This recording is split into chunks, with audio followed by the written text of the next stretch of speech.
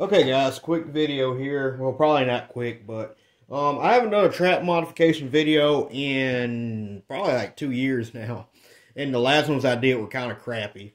So I'm in the middle of doing a couple trap mods for a guy off of Trapper Man. He sent me a couple traps to play around with, and I figured this would be a good time to do a video. So what we're doing today is I'm going to show you guys how to do what I call a cast mod lamination. Okay, as you see here, we got a I think number 3 Victor jump trap right here. And before anybody starts going off, the guy asked me to do the trap like this, so I'm doing it. As you see, it's been laminated, but it's been basically the seam of the lamination's been filled in to give it the look of a cast jaw and to give it kind of the effect of a cast jaw. It's lighter than a cast jaw, and for some of the line market guys I've done this for, they say it works better than a cast jaw for various reasons. So I'm not here to tell y'all need to do this. You do not need to do this to catch fur. 100% you do not need to do this to catch fur. Okay, these traps have probably been catching fur for, well, there's no probably. These traps have been catching fur longer than probably most of us have been alive.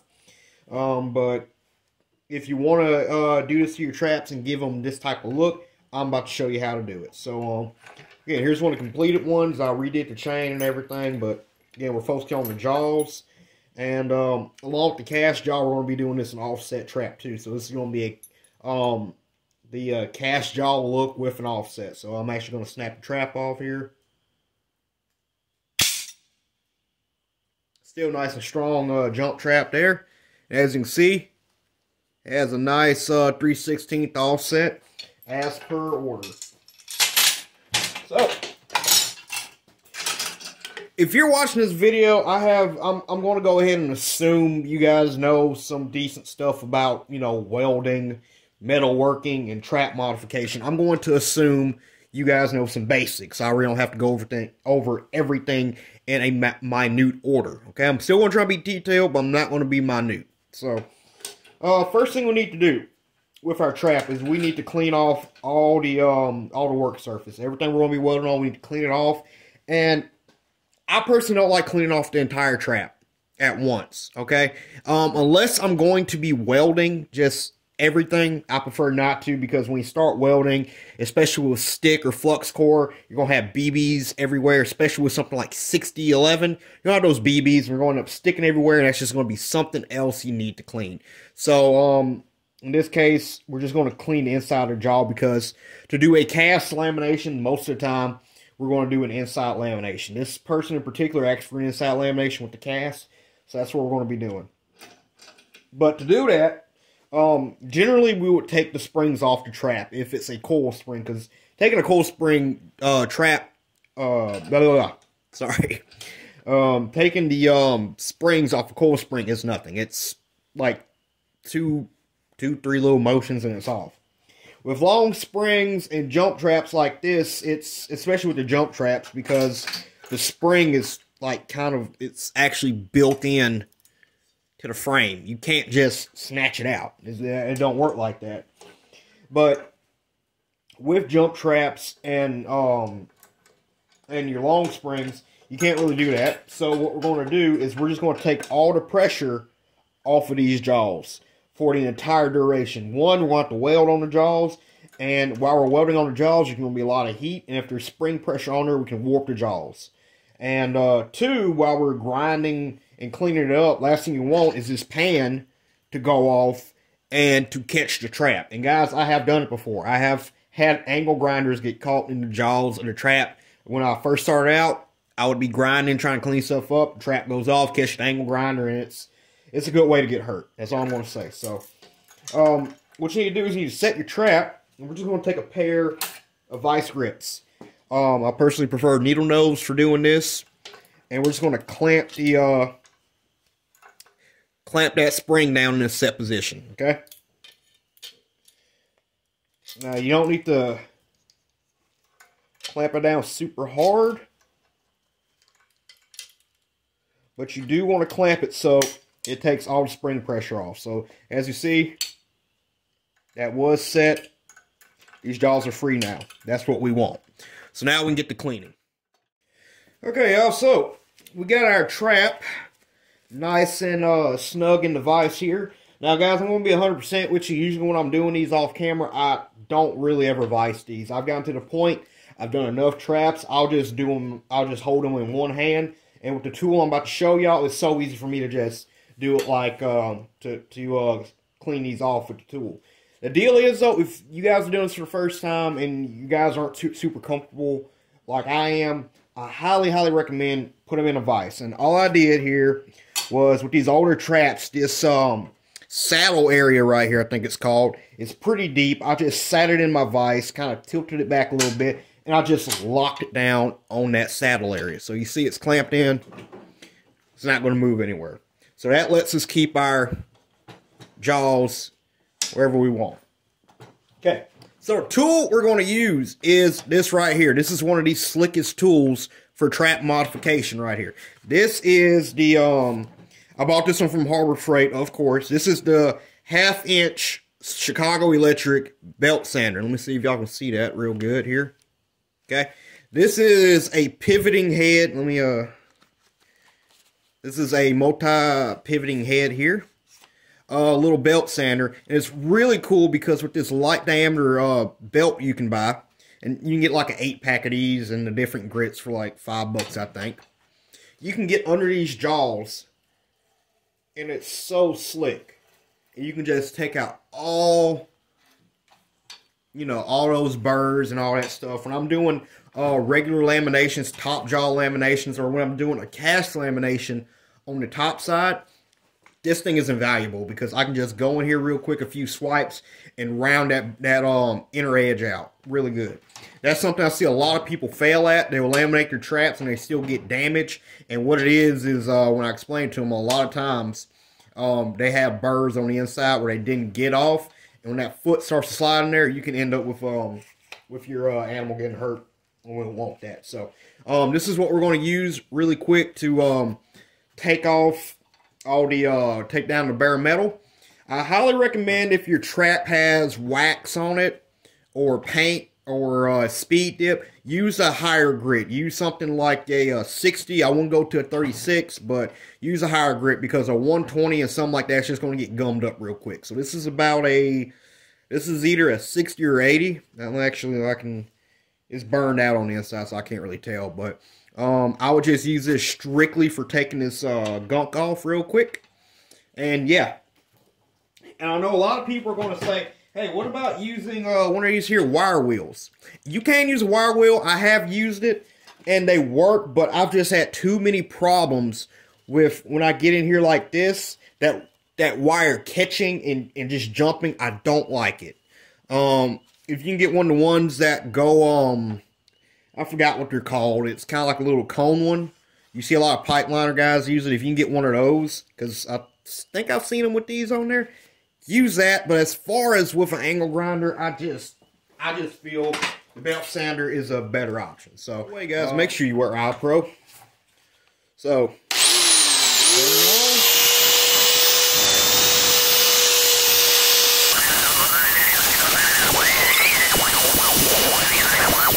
Getting these little edges right there real easy with the tip of it.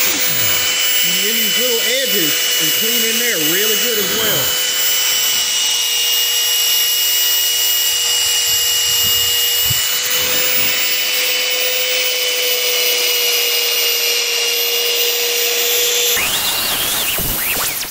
Alright, there you go. That's probably not as clean. If you get cleaner, that's pretty good, but This will work. This will work right here. So we're also going to want to do the jaw face because we're going to be welding on the jaw face as well. So I'm just going to change my angle here a little bit, like so.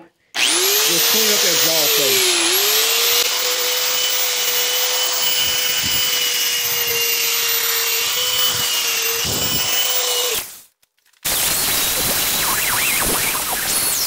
And so I like to state the fact it's very important you keep moving your grinding implement here. Never stay in one place for too long. Always keep it moving, because if you stay in one place for too long, you're going to end up grinding a dip out. Now we're going to be welding. That's one thing I love about welding. We can put more metal back in that dip, but we really want to avoid doing it if we need to. So just keep moving back and forth all the way across the jaw, and I would say probably about however wide, kind of like welding an electrode diameter. You know, and when you're whipping and welding, you'll whip 1 or 2 electrode diameters out and whip back in.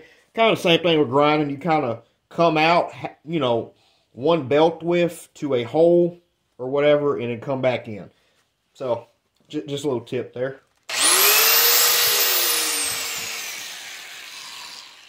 Okay, so here we go. Pretty decent. Again, guys, we're not trying to completely get the metal clean. You could probably see, let me adjust the camera here. Okay, sorry.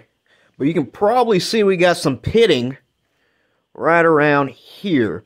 That's pretty good. It's not super deep pitting. If it was really deep pitting like I've had on some of these traps and when I was doing this, I'll break out the wire wheel for that jaw face and try and get most of that out. But for this, it's going to be good. We're going to be using, this should be able to burn most of it out. We're not really trying to hold anything together. When we're doing the face, we're really just trying to deposit metal, get it diffused real good, and then grind it back flush. So, this is really what we're doing with the jaws as far as cleaning.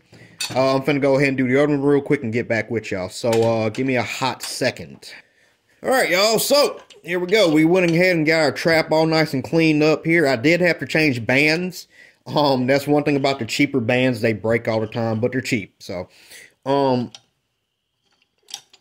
sorry, excuse me. But as you see here, we didn't mess with the top because, again, we're not really welding the top. We got our jaw face nice and cleaned up. We do have some minor pitting. Like right here, you guys can probably see it. Minor pitting here. But we got most of that wax off. It doesn't look as clean as it is. See if it'll focus a little better. But, again, we got most of our, we got it pretty good off here. We're doing stick here. Most stick and MIG, this is going to be good enough. So, now what we need to do is we actually need to make our lamination pieces. Now, there's 2 ways we can really go about this. If you're going to be doing a lot of these, and it's going to be on like a current production trap, or even any trap you can buy laminations for, I highly recommend you guys just go ahead and buy the factory laminations like, give me a second. Yeah, like these MB lamination kits. Usually you can buy a set of these lamination kits. That'll do 12 traps for like 10 bucks. And as you see here, like this is a lamination kit for a Bridger 1 3/4. You see they're already bent. They're made of the metal you want. You just take them out the pack, you clamp them, and you use them. Now, since this was kind of a spur-of-the-moment deal here, and I'm only doing 3 of these, I couldn't really justify buying a pack of laminations.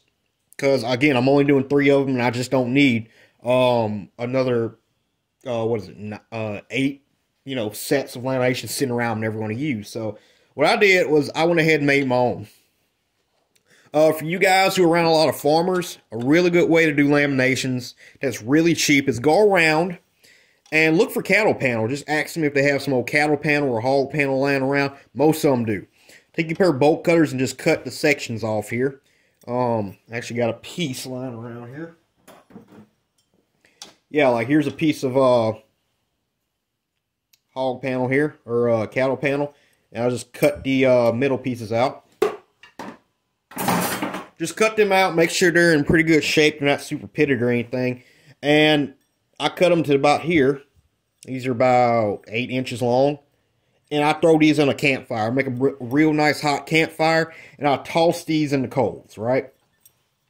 What that does, it takes the galvanization off of it for the most part, which makes it safe to weld, and also anneals it. So these are a lot easier to bend. Like, see, I can bend that with my hand. If you are using these regular right off the panel, these are a pain to bend. If you're making your own laminations, it's just going to be so much extra of a pain. So just make sure you throw these in a fire, let them sit overnight, get them cherry hot. I just made these like 30 minutes ago. Made a little fire, got them cherry red, and and I just let them cool down, and now they're annealed. And they're just easier to bend. So I'm not really going to go through the whole process of making each lamination. Basically what I do is I take a tape here. It's better to use like one of the like Taylor tapes or one of like the real flexible tapes. You can do it with one of these rigid ones, but it's a pain. But I basically just measure from where inside the jaws here I want my laminations to be.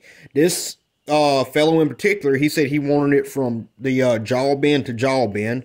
So I measured a little about right here, okay, to about right here. And that gave me roughly 6 1/4 inches, not 60. So I measured that, and once I measured it, what I did was I took that piece, I basically just formed it in here. And it's not the hardest thing to form these in here. You just clamp it in the middle. You just kind of bend it around, or like what I do is since I'm pretty decent at bending these now, I'll take them in my vise here, and I'll just bend them out to this roughly semicircular bend right here, and then I do all my final fitting and stuff. Once I do that, I'll keep this one piece as a template, basically. As you see here, I went and wrote in my crappy writing, if it'll focus here. It's number 3 jump inside 6 1/16 long. And I don't use this one. I just kind of keep this one because that's how it's supposed to look. And on this side, what I have is kind of where my vice grips will get locked into, that little area. And then I have 5/8 marked out, roughly 5/8 on both of the ends. And that's where I put an extra bend at, so it fits a little snugger in this jaw. Because if you don't do that little bend, you're going to have a pretty bad space right here. We can still fill it in, but I like it snugged up there. Also, once I make this one, what I'll do usually is I'll hammer it back out, because dimensions may have changed. I may have ground it a little to fit a little better. I'll measure it straight, and I'll make a straight template. And again, I got a 5/8 mark here to bend. Here, I got a 5/8 mark here to bend. 6 1/4 long. I got my little bend mark. Number 3 Vic jump. So, if you're planning on building your own with this method, just take you to, I don't know, maybe 10 minutes, 5 to 10 minutes it takes to make your first one out, and go ahead and make you these little 2 templates, and just keep those on file per se. So I'm actually finna zoom the camera out, and I'm finna cut one of these on camera and bend it just to show y'all what I'm doing here. So here's this piece we got here. Make sure the end you're going to measure off of is nice and flush. You don't want a burr on there. And we're going to measure. I'm trying to do this kind of weird to the camera here, but again, kind of common sense to what I said. Going to measure 6 1/4. I think I really meant a 6 1/8. So. No, 6 1/16. That's what I meant. I'm sorry. Measurements are hard. Got our 6 1/16 measurement. We're going to go ahead and cut her. So, if you ask me, the best way to cut these is to use, I have angle grinder, 4-inch angle grinder with a cutoff wheel. Leaves a nice clean cut. When you use bolt cutters, you can use bolt cutters. I've used bolt cutters for many years, but I feel the bolt cutters kind of, you don't get as clean as a cut. You're going to have to go back and redo it anyway, so you might as well just grind them flush. So, just going to...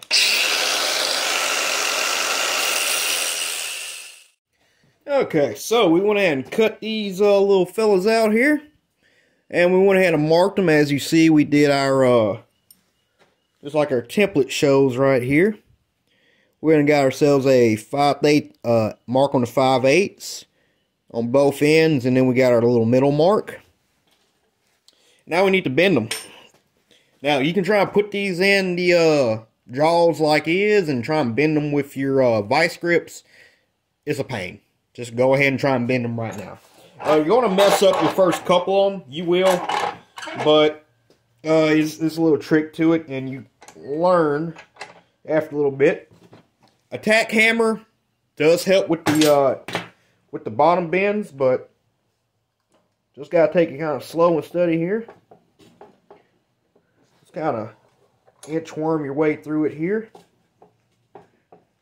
And once you do about 5 or 6 of these, you generally kind of see that's a little too much. You might have to hammer that out just a hair, but close this up again. Make sure we get that bottom bent up real good.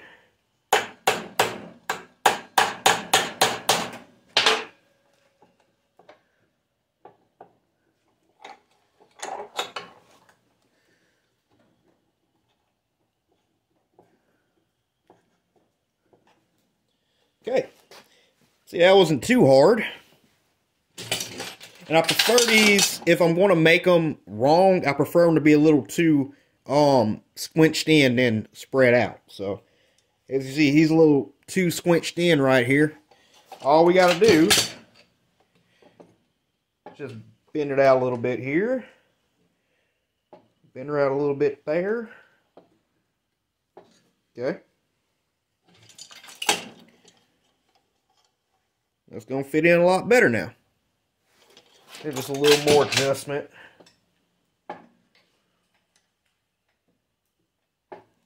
And we bent that in a little too hard, so all you got to do there is just lay it on your vise here. And where you have this little, you're going to put it on, it's going to have a little crook right there, and you just kind of bop that little crook and it's going to come out. So you can use your old one as comparison.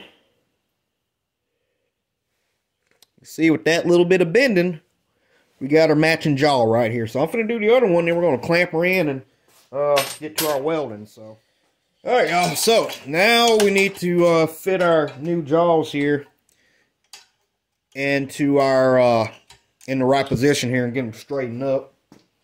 It's not really the hardest thing to do. You're going to need at least 3 pairs of vice grips for each jaw. Now, I usually will weld just one side, let it cool down, take my clamps off, and then do the other side. That's kind of a good way to do it if you don't have just a lot of vice grips. So, it's pretty easy. If I was doing a regular, like, top jaw lamination, what I would do is I would just have my jaws closed like this and put, say, a knockout plate. This is a damaged one, but I'll put something flat in there and butt my laminations, you know, get them pressed up against that to get them flush with the jaw. But with this cast jaw, since we're going to be grinding and we're going to be adding metal, it doesn't matter as much. I actually prefer these sit out a little past the jaw than I would regularly, since we're grinding them, adding metal, and reshaping the jaw. So generally what I'll do is I'll use one of these, I'm not really sure the technical name for them, I just call them the regular jaw vice grips, and I'll clamp the, use that for the metal clamp here. I can't really show this too well. See, anyway I try to show this, unless I try and get behind it. Yeah, I'm not going to be really able to show y'all this, but I just try to line everything up. And use one big pair to like clamp the middle. Try and get everything a little above flush. Okay. Again, since we're welding from the back side, when I have to weld from the back side, especially on inside lamination, because I don't have that much room, I like to put my my actual gripping part of the jaws, the handle part, I like to put it on the outside, on the jaw face area. So, get it like that. Make sure your jaw tips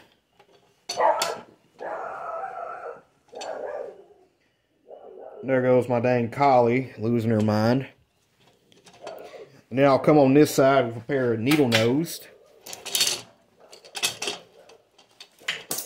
Clamp that into place.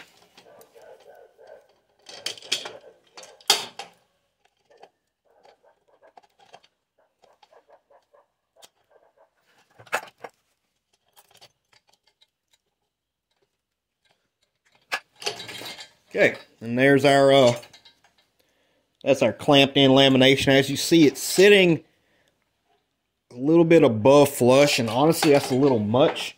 So you can just take a tack hammer and lightly get it down a little more.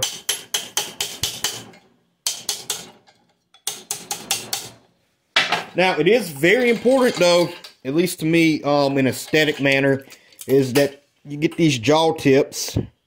Let the camera focus here. So you get these jaw tips facing right. See, hey, my camera does not want to focus here. But that's about what you want. You don't want this tip going super deep in. But that's about what we want. So we're going to go on the back end. Take our welder here. And I'm going to put a weld here, a weld here, take this one off, and then probably put a weld here, and then a weld here. And then once I take these off, I might come back and weld them, I might not. It just depends, but that's usually what I do. I'm actually going to show you here what I did with this one. Yeah, let's see here. Yeah, you can kind of see the weld pattern I'm doing. Nothing special. So yeah, I'm going to do that real quick. You don't have to burn these in, but, you know, just make sure they hold. So, now I'm about to show y'all the actual welding process, because I do not want to mess up my my nice new camera here. But, I know a lot of people are going to ask. I'm using a little 3/32 diameter. Let's see if it'll focus here. 6011 rod. I like the 6011 because I can run a lower amperage, and with that little whipping motion, I can kind of whip in a little bit, get a good puddle forming, and it's just a lot less of a pain. I'm not going to say it's a pain, but I can do fast restarts. I call it a MIG rod because I can use this basically like MIG. It does leave kind of a crappy residue, even if you do it right.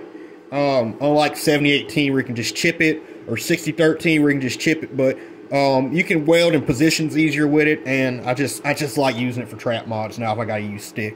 If you're using MIG, just run it. So again, I'm going to come in right here, do a weld here, do a weld here, probably do one right here, here, and once I take the clamps off, I'm probably gonna make sure all this is snugged and do one on the ends here. So I'm finna hit that weld real quick, do it, and get back with y'all.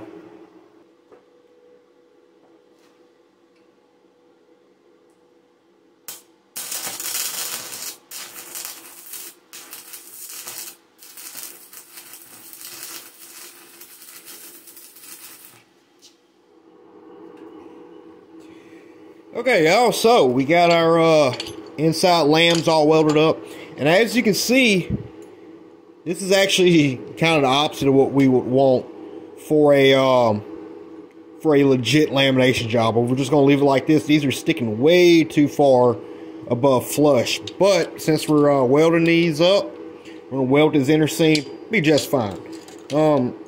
See my weld pattern here. Yeah, that 6011 leaves a kind of a cruddy slag there, but nice solid welds. You can see the actual heat pattern in the top of the jaw. So yeah, good penetration. The next thing before we fill up, since we are going to offset this, we're going to do what's called a lug offset. Now I'm going to show you guys how I did it when I first started out. Now A lot of people say a lug offset does not work. They tried it. It completely screwed the trap up. A lot of people don't do it right. I'm finna get into more of how it works on a coil spring in a later video.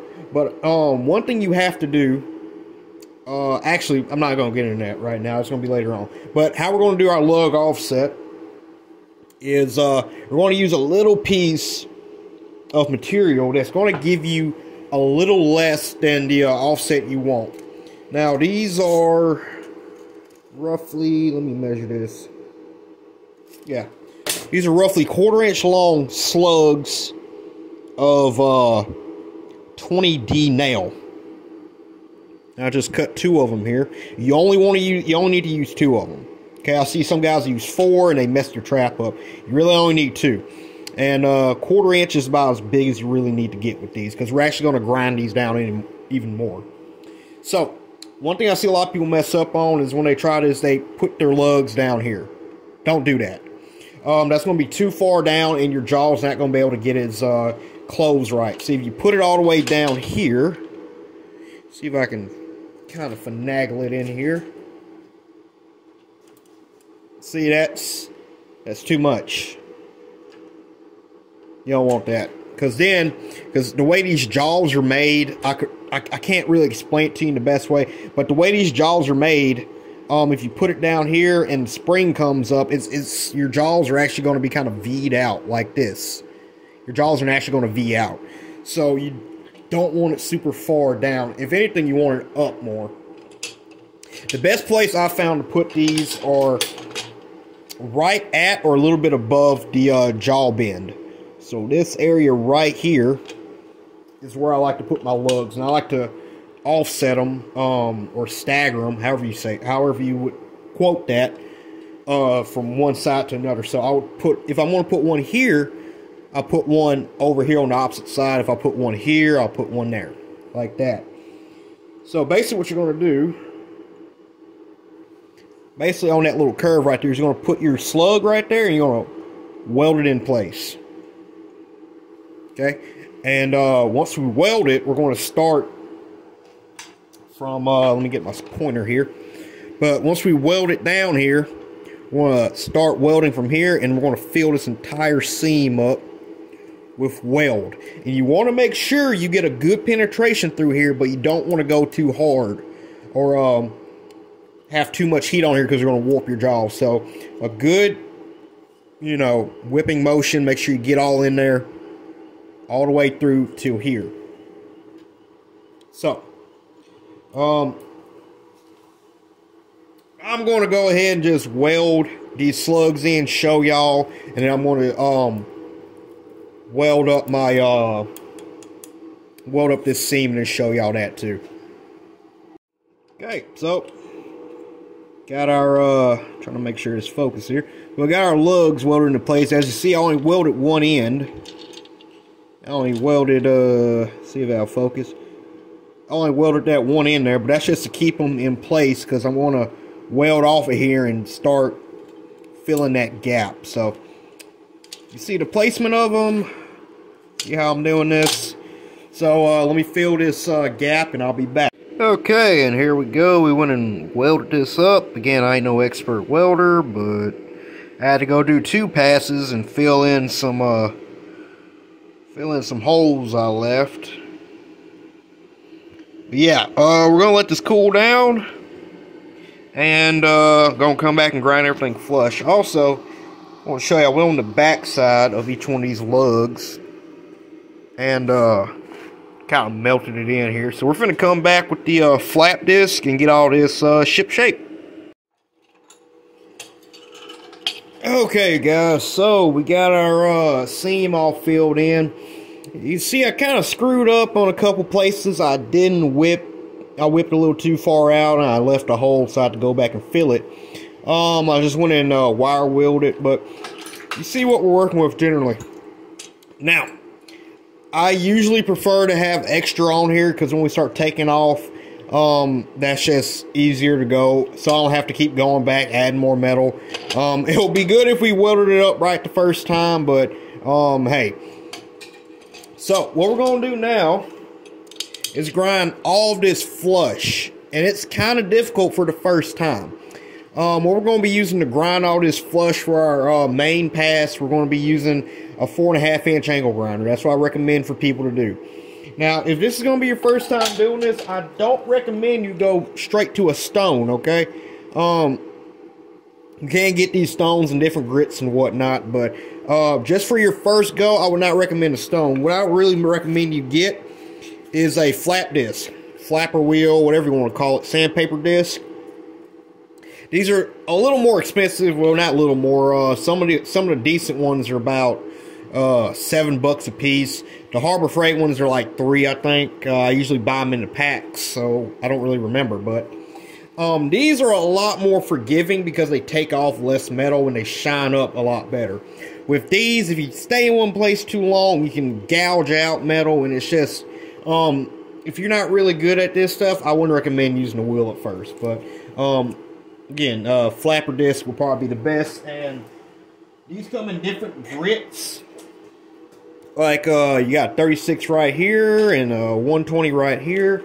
Usually how it works to if I'm using a straight flapper disc, I'll use a heavier grit to take the bulk of this stuff down to where it's getting kind of even out, and then I'll drop down to like a 120, or I have some of them that are kind of worn out. As I'll see, a spider made a nest in that one.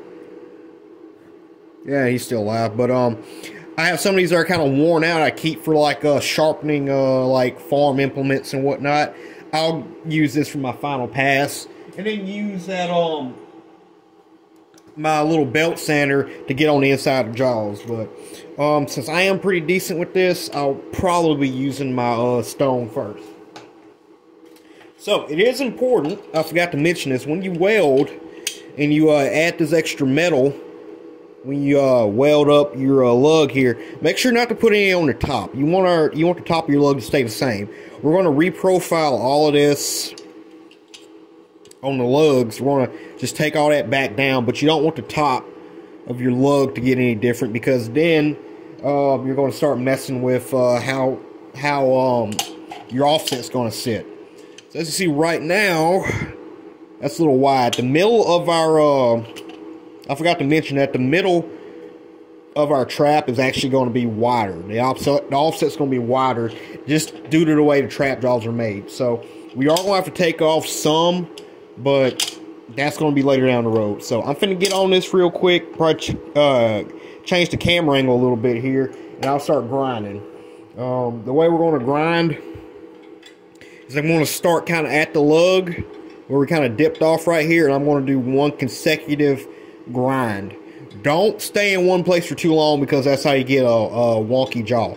Just one long stroke, kind of like you're filing, like that. So I do a back and forth, but again, I've been doing this for a while. So let me change the camera and get back to that.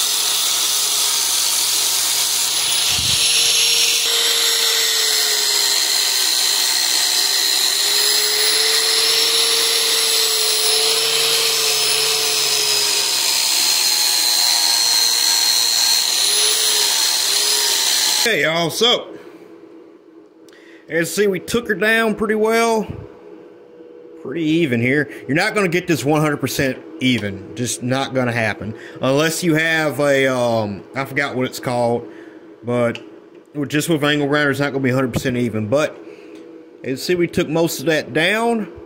We only have really one hole right here, right by our lamb where I didn't fill in, but that's fine. Okay, so didn't take very long at all. I think I've been grinding for like less than 3 or 4 minutes. Now, with our lug, the reason I really like using a flap disc is because when we get on our lug, you see we're trying to get it kind of small. You don't want a big lug. You want kind of this smaller profile lug.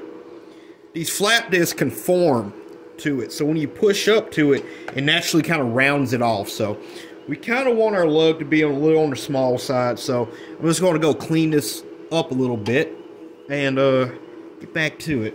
See if you guys can see this a little better here with this lug. Y'all see how I'm just kind of edging it out here, and how this whole thing just looks like one piece of metal now. That's what you want. So you generally want your lug being, I'll say, probably about half this size. You don't want a big lug. So get it about right here, and then we can go to our next step. I want to do the same to that one over there. Okay, so here's a couple things we need to, I want to say about these lugs. A couple things I see what causes people to fail about them is, one, they make them too wide. When I say wide, I mean, well, long. You need these lugs to be fairly short, because the longer they get, the more debris will get up on top of them, and when they come up,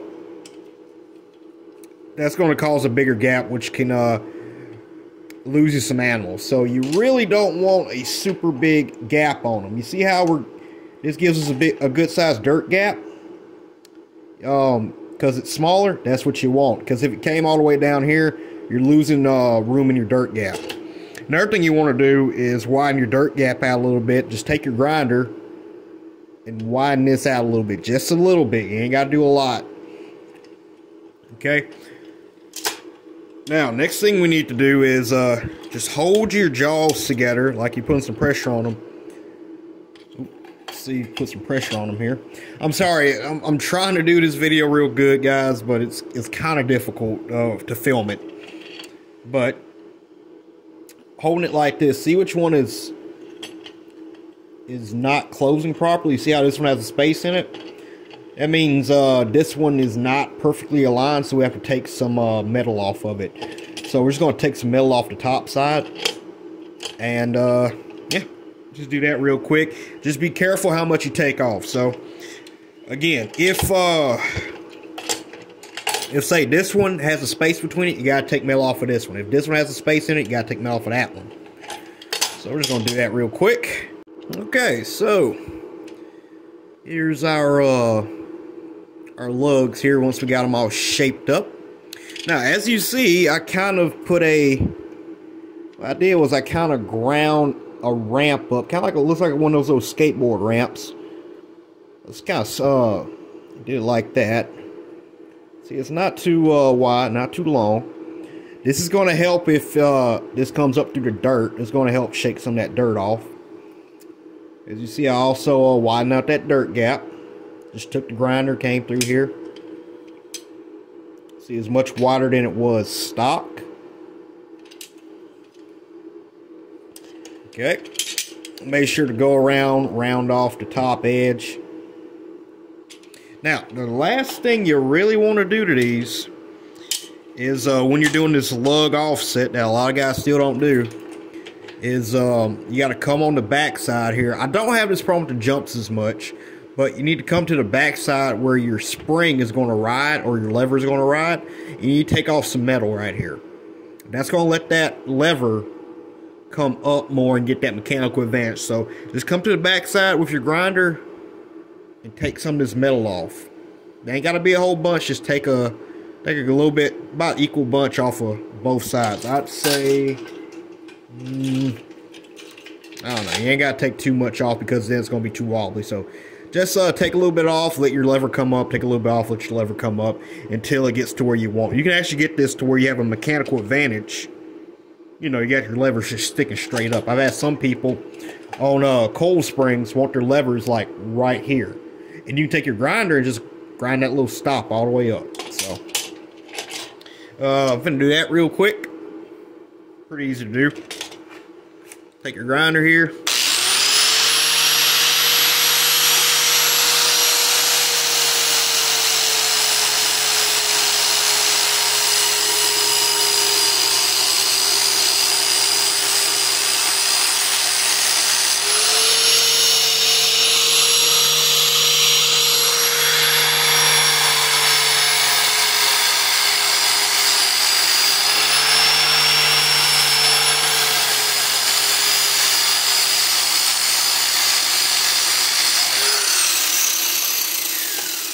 That right there is basically all you need for the most part.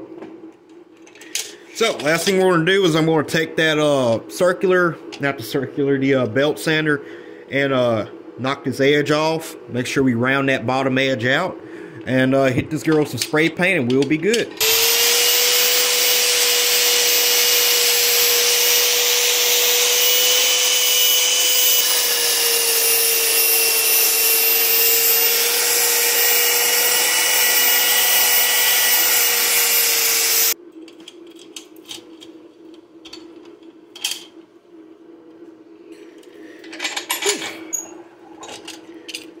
There we go.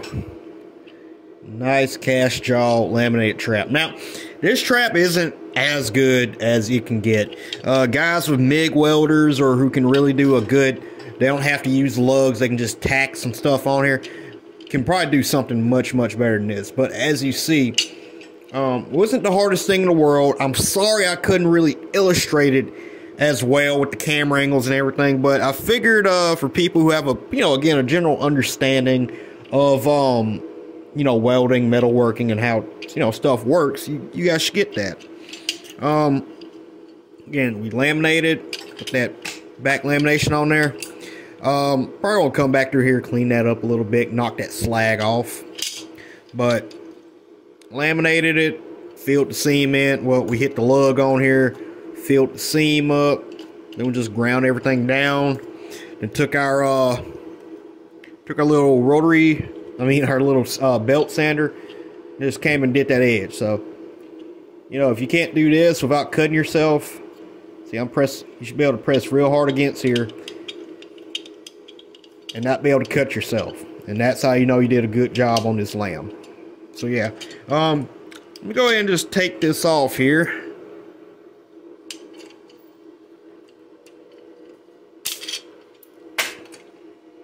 And see how she closes. This is going to be the big deal breaker here. Oop. There you go. Close up real good. Got that nice lug up on there. Nice offset all the way around. Yeah, buddy. So, I'm going to paint this little girl up right here, guys. It's about 2 o'clock in the morning. I'm finna hit her with some spray paint. I got another one to do tomorrow. And yeah, so I hope you guys liked the video. Again, I'm sorry I tried really hard to get just everything in here, but again, it just didn't work out as good as I hoped. But I hope you guys learned something. I hope this educated y'all or gave you an idea how to do this. And with all that being said, if you like my videos, please do me a favor and hit the like button. It should be down that way toward the video. And if you want to keep following me, hit the subscribe button down that way. And if you guys want to support me, help fund me doing videos like this, or like my bullet casting, you guys can become a patron. It's $2 a month. I have been putting out some exclusive content for my patrons. It's going to be link for that's going to be in the description too. It's $2 a month. So yeah, with all that, again, all that being said, I hope you guys liked it, and y'all take it easy.